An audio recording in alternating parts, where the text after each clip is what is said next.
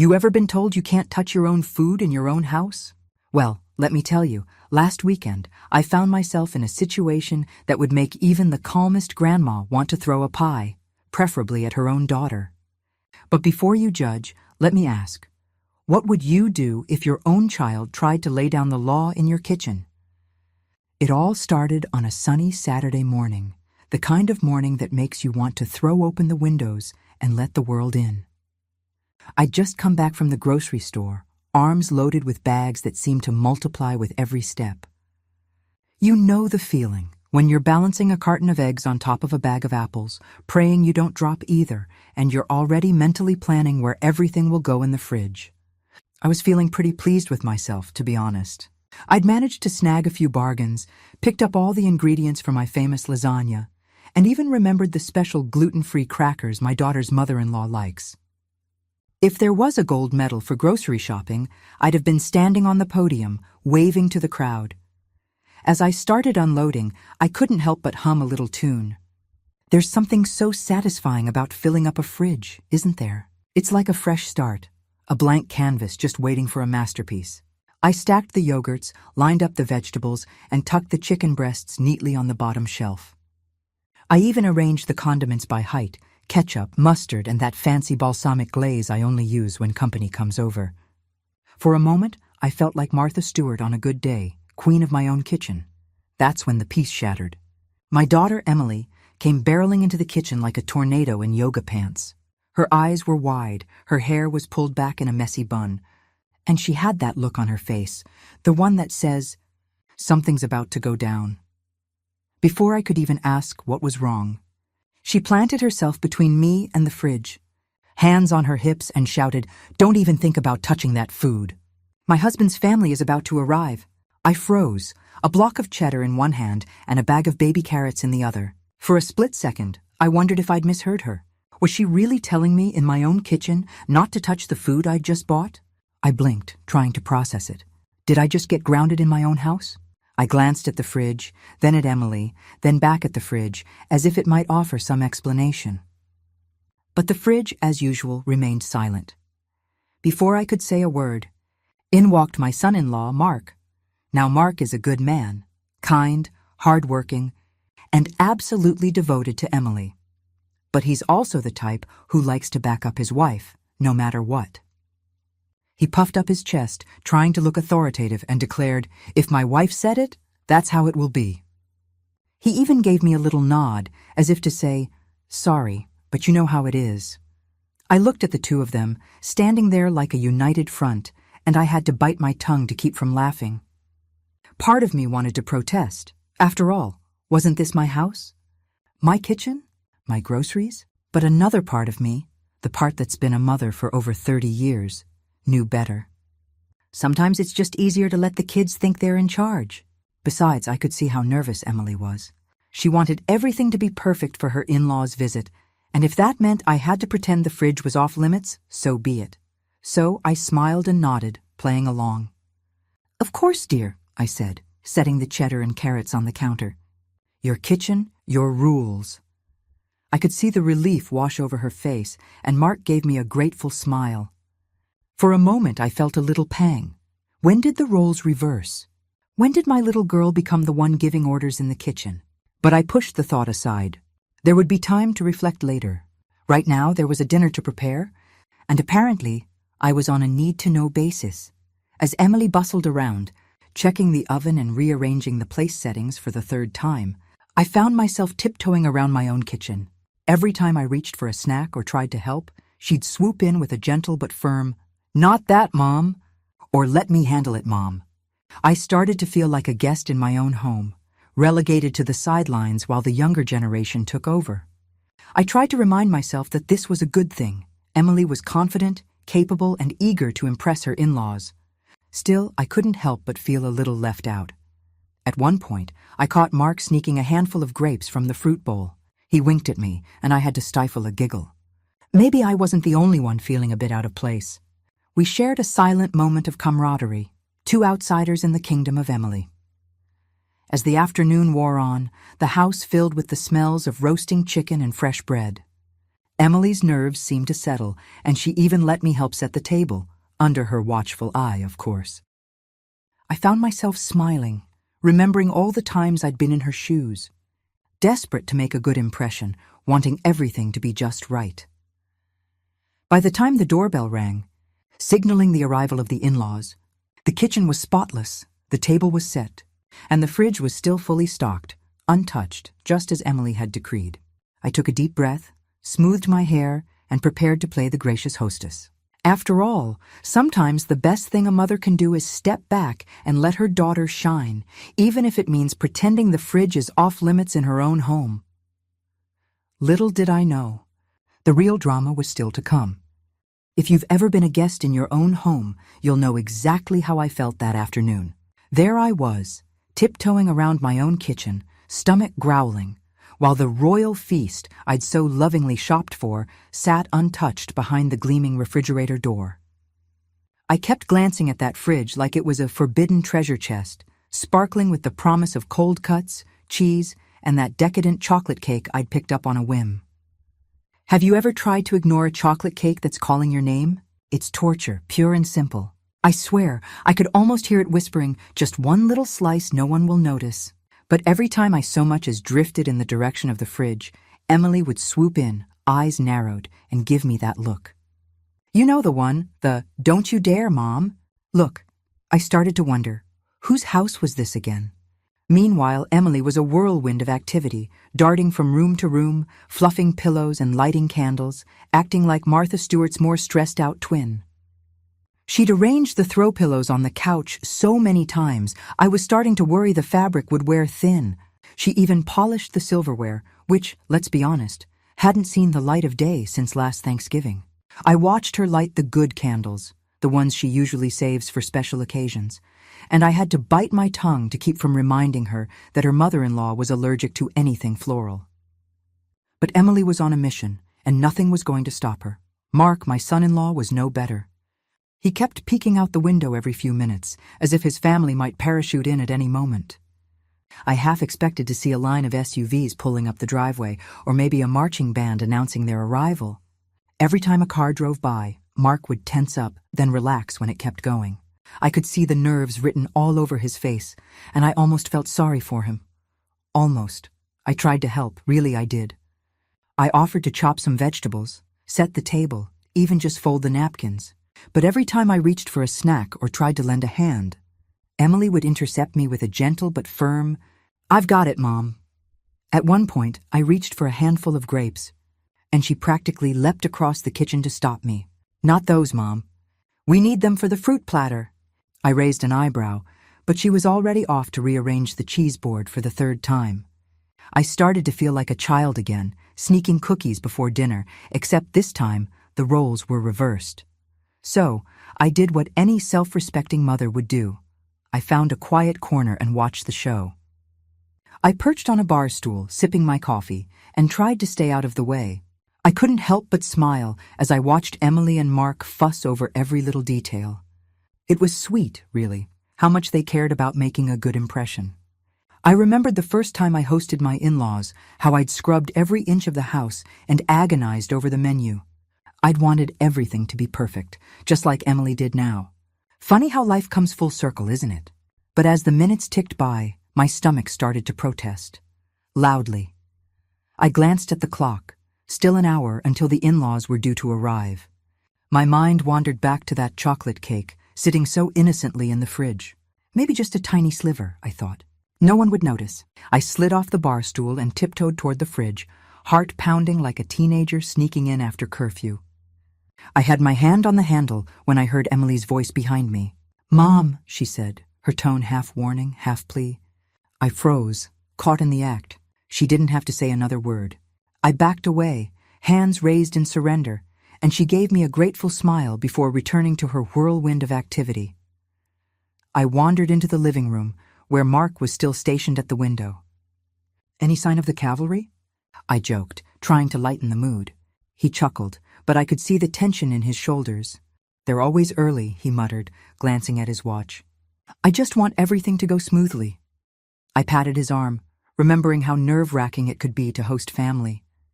It'll be fine, I assured him. You've both done a wonderful job. He smiled, looking a little less anxious, and I felt a surge of pride for both of them. Back in the kitchen, Emily was fussing with the centerpiece, adjusting the flowers just so. I watched her for a moment, marveling at how grown-up she looked. When did my little girl become this capable, confident woman? I felt a pang of nostalgia, mixed with a touch of sadness. It's a strange thing, watching your children take over the roles you once held. But it's also a gift, seeing them thrive and make their own traditions.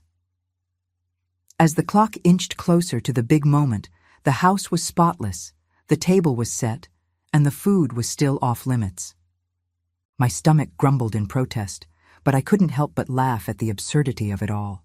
Here I was, the matriarch of the family, sneaking around my own kitchen like a thief in the night. But as I looked at Emily and Mark, working together to create the perfect evening, I realized that maybe, just maybe, it was worth it. After all, sometimes the best thing you can do is step back, let the next generation take the reins, and enjoy the show, even if it means waiting a little longer for that slice of chocolate cake. Finally, after what felt like an eternity of waiting, the big moment arrived. The doorbell rang and the house seemed to hold its breath. Emily darted to the door, smoothing her hair one last time, while Mark straightened his shirt and tried to look casual, though I could see the nerves in his eyes.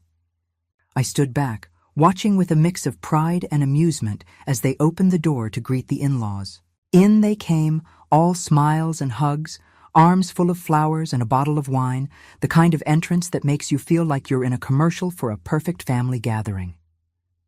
There were handshakes and cheek kisses, and for a moment, the house was filled with the warm, happy chaos that only family can bring. Dinner was, if I do say so myself, an absolute hit. The table was set beautifully, the candles flickered just so, and the food, well, let's just say there wasn't a crumb left by the end of the meal. Everyone raved about the roast chicken, the garlic mashed potatoes, and the green beans with almonds. Even the gluten-free crackers got a nod of approval from Mark's mother, who, as it turned out, was not nearly as picky as Emily had feared. I sat back and watched as my daughter beamed with pride, basking in the compliments. I couldn't help but feel a little smug, knowing that I'd done most of the shopping and prepping, but I kept that to myself. After all, this was Emily's night to shine, and she deserved every bit of it. As the evening wore on, the conversation flowed easily. There was laughter, stories from both sides of the family, and even a few embarrassing childhood tales that had everyone in stitches. I watched Emily and Mark working together seamlessly, refilling glasses and clearing plates, and I felt a wave of contentment. This was what family was all about, coming together, sharing a meal, and making memories. I thought to myself, maybe I could get used to this new dynamic. Maybe it's not so bad letting the kids take over once in a while. But, as any seasoned mother knows, no family gathering is complete without a little drama. And ours was about to arrive, right on schedule. After dinner, as everyone settled into the living room for coffee and conversation, Emily announced that it was time for dessert.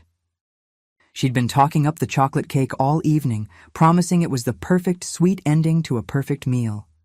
She disappeared into the kitchen, humming to herself, and I could hear her opening the freezer to grab the ice cream. I was just about to pour myself another cup of coffee when suddenly a blood-curdling scream echoed through the house, a scream so loud and so shrill it could have woken the dead. The room fell silent, every head turning toward the kitchen in alarm. A moment later, Emily came running into the living room, her face as pale as a ghost, eyes wide with terror. She looked like she'd just seen a monster, or worse, a mouse. "Mom!" she gasped, clutching the doorway for support. "There's something in the freezer." Now let me ask you, what would you do if your grown child came running to you like a 5-year-old who just saw a monster under the bed?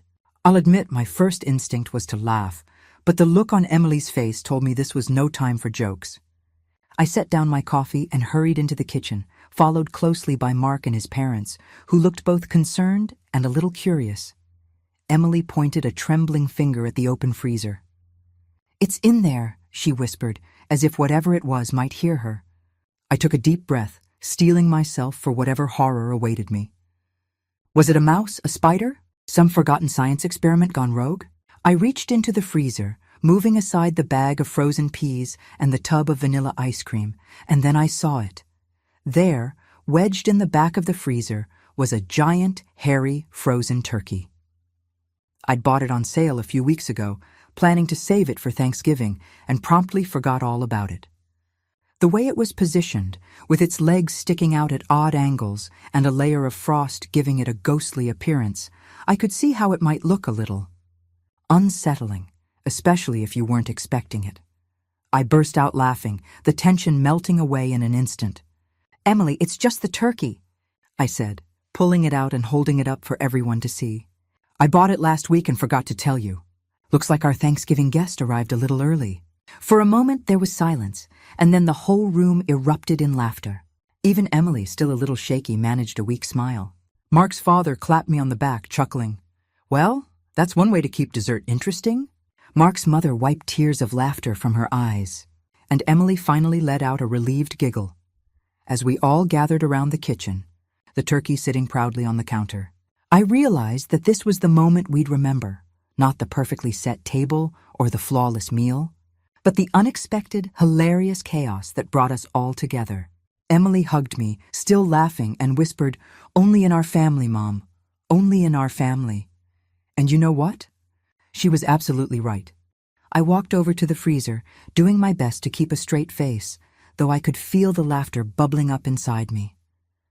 Emily was still standing there, pointing with a trembling finger at the back of the freezer, her eyes wide as saucers. The rest of the family had gathered in the kitchen doorway, craning their necks to see what all the fuss was about. I leaned in, peered past the bags of frozen peas and the half-eaten tub of vanilla ice cream, and there it was, the infamous, hairy, frozen turkey. I'd completely forgotten about it. I'd bought it on sale a few weeks ago, thinking I was being clever and thrifty, and then promptly stuffed it in the back of the freezer, out of sight and out of mind. Now, with a layer of frost clinging to its skin and its legs sticking out at odd angles, it looked less like a holiday centerpiece and more like a creature from a low-budget horror movie. For a split second, I could see how Emily might have mistaken it for something alive, ready to leap out and join the party. I turned to look at her, trying to keep my composure, but the corners of my mouth were already twitching. "Emily," I said, holding up the turkey for everyone to see, "I think we've found your monster." The room was silent for a heartbeat, and then, as if on cue, my daughter burst out laughing. It started as a giggle, then grew into a full-blown belly laugh, the kind that makes your sides ache and your eyes water. Mark, his parents, and even I couldn't help but join in. The kitchen, which had been filled with so much tension and nervous energy just moments before, was suddenly alive with laughter. Mark's father slapped the counter, tears streaming down his face, while his mother leaned against the fridge, gasping for breath between fits of giggles. Even Emily, who had been so tightly wound all day, was doubled over, clutching her stomach and shaking her head. It was as if the frozen turkey had cast a spell, melting away all the stress and anxiety that had built up over the course of the day. The in-laws, who had seemed a little stiff and formal at first, were suddenly relaxed and at ease, swapping stories about their own kitchen mishaps and holiday disasters. Mark's mother told us about the time she'd accidentally cooked a plastic bag inside a roast, while his father confessed to once mistaking powdered sugar for flour in a batch of cookies. We all laughed until our cheeks hurt. The kind of laughter that brings people together and makes you forget, even for a moment, about the little things that don't really matter. As the laughter died down, Emily wiped her eyes and looked at me, a mischievous glint in her eye. "You know, Mom," she said, "I think you planned this." I raised an eyebrow, feigning innocence. "Me? Plan a turkey ambush? Never." But the truth was, I couldn't have orchestrated a better ending to the evening if I'd tried. All the fuss about not touching the food, all the rules and the stress, had melted away in the face of one silly, unexpected moment.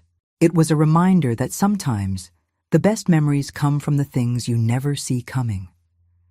We finally got around to dessert, and as Emily served the chocolate cake and scooped out the ice cream, carefully avoiding the turkey, of course, the conversation flowed easily.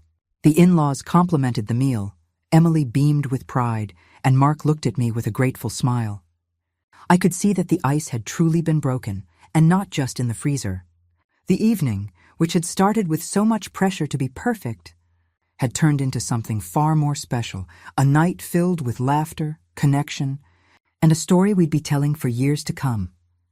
As the guests prepared to leave, Mark's mother hugged me and whispered, "Thank you for a wonderful evening. You have a lovely family." I smiled, feeling a warmth in my chest that had nothing to do with the wine or the food. Emily hugged me too, and for a moment, she was my little girl again, grateful for her mother's steady presence. "Thanks for saving the day, Mom," she whispered. "And for not saying I told you so." I just winked and squeezed her hand. After all, a little mystery in the freezer never hurt anyone. Later that night, as I tidied up the kitchen and put away the last of the dishes, I found myself chuckling at the memory of Emily's face when she saw the turkey. I thought about all the times I'd tried to make everything perfect, only to have something go hilariously wrong. And I realized that those were always the moments we remembered most, the times when things didn't go according to plan, but somehow turned out even better. So next time someone tells you not to touch the food in your own house, just remember, you might be the one who gets the last laugh. Life is too short to worry about a little chaos in the kitchen. Sometimes the best stories come from the silliest moments.